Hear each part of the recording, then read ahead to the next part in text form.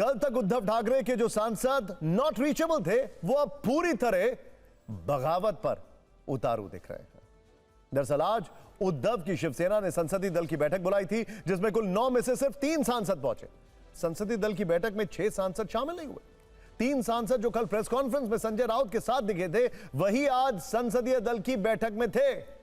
अरविंद सावंत, अनिल देसाई और राजा बाबू वाजे संसदीय दल की बैठक में शामिल हुए। इनके साथ पार्टी के इकलौते राज्यसभा सांसद संजय राउत भी थे।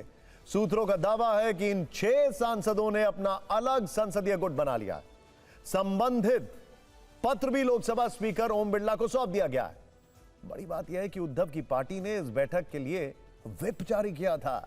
सूत्रों के अनुसार चर्चा यह भी है कि ठाकरे गुट की कल हुई प्रेस कॉन्फ्रेंस के बाद बागी सांसद ज्यादा नाराज हो गए हैं। प्रेस कॉन्फ्रेंस के दौरान 6 सांसदों के बारे में कथित तौर पर आपत्तिजनक टिप्पणियां की गई थी, अब शब्द कहे गए थे। इसकी वजह से बागी सांसदों की नाराजगी और बढ़ गई। एक चर्चा यह भी है कि 6 बागी सांसद आज मुंबई के गोरेगांव स्थित वेस्टर्न होटल पहुंचे। यह भी बताया जा रहा है कि थोड़ी देर बाद इसी होटल में एक महत्वपूर्ण बैठक होगी, जिसमें मौजूदा राजनीतिक घटनाक्रम पर चर्चा होगी। साथ ही कल होने वाले शिवसेना स्थापना कार्यक्रम की तैयारियों की रूपरेखा भी तय की जाएगी। फिलहाल पर्दे के पीछे क्या चल रहा है कहना मुश्किल है, लेकिन उद्धव ठाकरे और संजय राउत की नाराजगी बता रही है सब कुछ ठीक तो नहीं है। जो सांसद संसदीय दल की मीटिंग में नहीं आए, उनको कारण बताओ नोटिस जारी किया गया।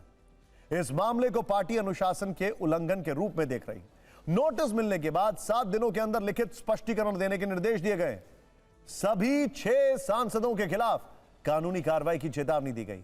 संजय राउत ने कहा जो चल रहा है लोकतंत्र के खिलाफ है, इसके लिए सुप्रीम कोर्ट और चुनाव आयोग भी जिम्मेदार है। जो सदस्य यहाँ नहीं आए हैं या अटेंड नहीं किया है, हम ये मानते हैं ये पार्टी व्हिप का उल्लंघन है।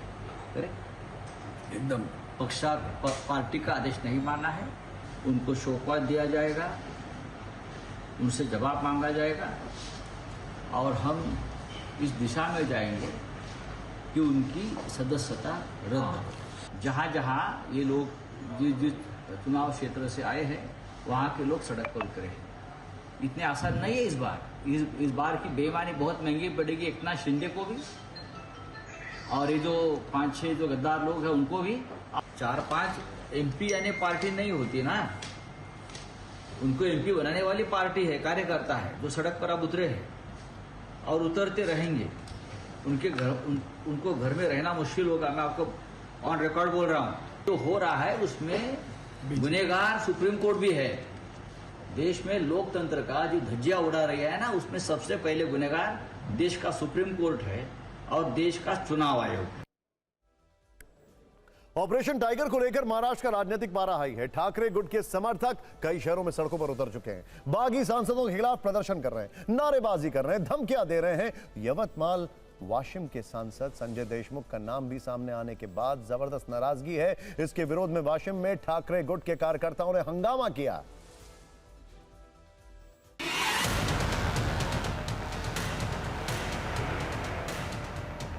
जो इंटीमेशन दे रहा था वो इंटीमेशन सही उनको पहुंच गया, मिल गया, फिर भी वो आए नहीं, तो उसका कारण क्या है? ये जो प्रोसीजर रहती है वो प्रोसीजर करना है।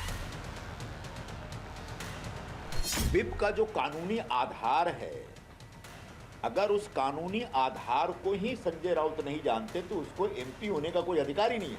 वो सिर्फ सदन की कार्रवाइयों से जुड़ा हुआ ये कानूनी प्रावधान है। हाँ, अगर सदन के अंदर कोई प्रक्रिया चल रही है और उसमें अगर आपने व्हिप इशू किया और उस व्हिप का उल्लंघन किसी सांसद ने किया तो निश्चित तौर पर उसके खिलाफ कानूनी कार्रवाई होगी, जो सदन के बाहर नहीं। वो कह रहे कि अब सड़कों पर हम राड़ा करेंगे।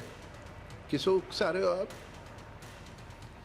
ये इनका फ्रस्ट्रेशन है। ये महाराष्ट्र में आदरणीय देवाभाऊ की सरकार है।